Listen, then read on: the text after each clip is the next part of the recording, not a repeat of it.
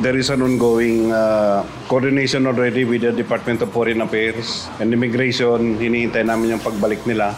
And yung tatlo ma'am, continuing ang manhunt operation. Nagpahayag na ng kahandaang sumuko ang 2 sa 3 opisyal ng SunWest Construction and Development Incorporated na idinadawit sa mga maanumalyang flood control projects. Ayon kay Philippine National Police Criminal Investigation and Detection Group Director, Police Major General Alexander Morico II, nagpadala na ng surrender feelers sa kanila ang mga ito. Ang 2 SunWest official ang target sana ng operasyon ng CIDG National Capital Region noong Biyernes sa isang hotel sa Pasay City. 2 of them have sent already surrender feelers. We must understand na yung 3 kasing hinahanap ma'am na nasa local are although nakita natin na mataas ang posisyon nila sa company yon, but dami lang po yon. Base sa nakarating na impormasyon kay Major General Morico, walang kakayahang magbayad ng abogado ang 2 kaya't nagdadalawang isip sumuko.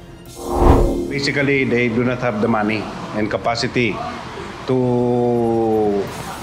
pay for a lawyer ng sarili nila. They've communicated already. They're here, ma'am. That's the reason why 2 days ago, may mga information kami pinapollow up namin.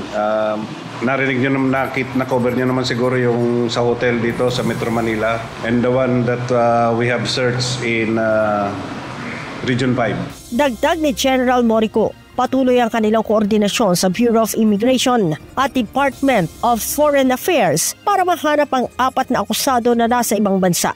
We hope na bumalik sila kasi I think there is an effort also coming from the government to cancel their passports. Sa 16 na akusado sa flood control project anomaly, 9 na ang hawak ngayon ng mga otoridad. 7 naman ang nananatiling at large kabilang ang 3 opisyal ng SunWest Construction at si dating Ako Bicol Party List Representative Saldico. Tiniyak din ng CIDG sa mga akusado na igagalang nila ang karapatang pangtao ng mga ito oras na mahuli o sumuko sila sa mga otoridad.